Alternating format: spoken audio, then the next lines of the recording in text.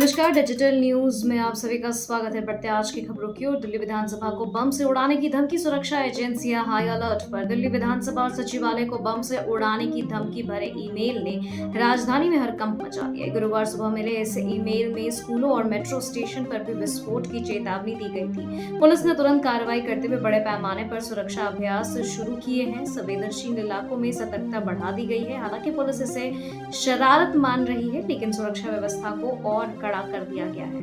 महिला आरक्षण बिल पर केंद्र का बड़ा कदम। 16 अप्रैल से संसद का विशेष सत्र। बंगाल चुनाव के बीच मोदी कैबिनेट ने महिला आरक्षण एक्ट में संशोधन को मंजूरी दे दी है। 16 अप्रैल से संसद का 3 दिवसीय विशेष सत्र बुलाया गया है, जिसमें इस विधेयक को पेश किया जाएगा। सरकार इसे 2029 से लागू करने की तैयारी में है। भाजपा इसे लेकर महिलाओं के बीच बड़ा अभियान चलाने वाली है। विपक्ष ने अभी ड्राफ्ट न मिलने पर सवाल उठाए हैं, लेकिन सरकार इसे गेम चेंजर मान रही है।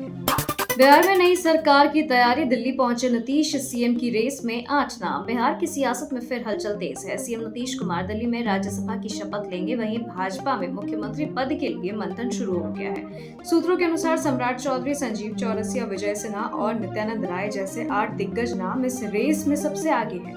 बिहार में नई सरकार के स्वरूप को लेकर कयासों का दौर जारी है और जल्द ही नेतृत्व पर अंतिम फैसला संभव है। मणिपुर में हिंसा के खिलाफ जनसैलाब। कर्फ्यू तोड़कर सड़कों पर उतरे हजारों लोग। मणिपुर के बिष्णुपुर में बम हमले में 2 मासूम बच्चों की मौत के बाद घाटी में भारी तनाव है। हजारों लोगों ने कर्फ्यू का उल्लंघन कर टायर जलाए हैं और आरोपियों की गिरफ्तारी की मांग की है। विरोध के दौरान सुरक्षा बलों के साथ हुई झड़प में 3 प्रदर्शनकारियों की मौत हो गई और 30 घायल हुए। स्थिति को संभालने के लिए सेना और पुलिस तैनात है, जबकि मुख्यमंत्री एन बीरेन सिंह ने प्रदर्शनकारियों को न्याय का भरोसा दिया है।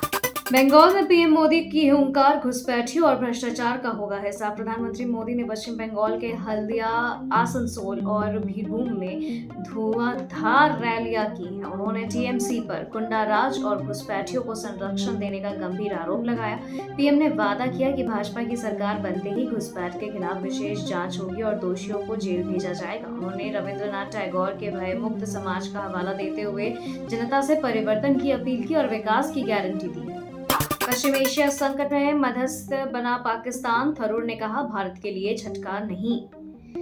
ईरान इजरायल तनाव के बीच पाकिस्तान इस्लामाबाद अकॉर्ड के जरिए मध्यस्थ की भूमिका निभा रहा है। इस पर कांग्रेस सांसद शशि थरूर ने कहा कि यह भारत के लिए कोई झटका नहीं है। थरूर के अनुसार अमेरिका अपने लक्ष्यों के लिए पाकिस्तान का इस्तेमाल कर सकता है, क्योंकि पाकिस्तानी सैन्य प्रमुख और डोनाल्ड ट्रंप के संबंध अच्छे। उन्होंने जोर दिया कि भारत को इस स्थिति पर व्यवहारिक रुख अपनाना चाहिए और इससे घबराना नहीं चाहिए। बारामती उपचुनाव सम्मान में कांग्रेस ने पीछे खींचे कदम, नहीं उतारेगी उम्मीदवार। महाराष्ट्र की बारामती विधानसभा सीट पर होने वाले उपचुनाव में कांग्रेस ने हिस्सा न लेने का ऐतिहासिक फैसला किया है। पूर्व उप मुख्यमंत्री अजीत पवार के निधन के बाद राजनीतिक मर्यादा का परिचय देते हुए कांग्रेस ने अपने उम्मीदवार आकाश मोरे का नामांकन वापस लेने का निर्देश दिया है।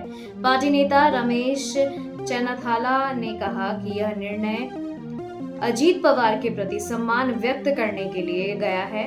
इस कदम से बारामती का चुनावी समीकरण बदल गया है।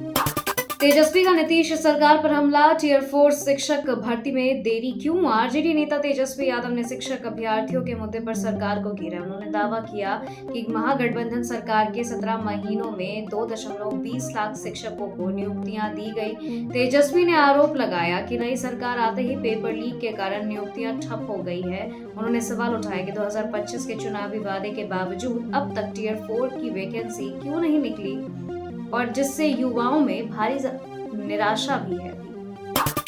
केरल चुनाव में शशि थरूर का भाजपा पर तंज, कहा वहां उनका वजूद शून्य। तिरुवनंतपुरम में वोट डालने के बाद कांग्रेस सांसद शशि थरूर ने भाजपा पर तीखा हमला बोला। उन्होंने कहा कि केरल विधानसभा में भाजपा 0 सीट वाली पार्टी है और राज्य में असली मुकाबला एलडीएफ और यूडीएफ के बीच ही है। थरूर ने दावा किया कि भाजपा का केरल में कोई फैक्टर नहीं चलेगा। इसके अलावा उन्होंने महिला आरक्षण बिल के ड्राफ्ट पर भी चर्चा की कि मांग और संघीय ढांचे पर असर को लेकर के चिंता जताई। पुडुचेरी में चुनावी हिंसा। भाजपा कांग्रेस कार्यकर्ता भिड़े, पुलिस का लाठीचार्ज। पुडुचेरी के मन्ना दिपेट विधानसभा क्षेत्र में मतदान के दौरान भाजपा और कांग्रेस कार्यकर्ताओं के बीच हिंसक झड़प हो गई। विवाद तब शुरू हुआ जब कांग्रेस ने पोलिंग बूथ के पास भाजपा कार्यकर्ताओं की भीड़ पर आपत्ति जताई। स्थिति इतनी बिगड़ गई कि पुलिस को भीड़ को तितर बितर करने के लिए लाठी चार्ज करना पड़ा। हालांकि अधिकारियों का कहना है कि इस घटना का मतदान प्रक्रिया पर कोई प्रभाव नहीं पड़ा और वोटिंग शांतिपूर्वक जारी रही। खबरों के सिलसिलों में फिलहाल इतना ही। बने रहे डिजिटल इंडिया न्यूज के साथ। नमस्कार।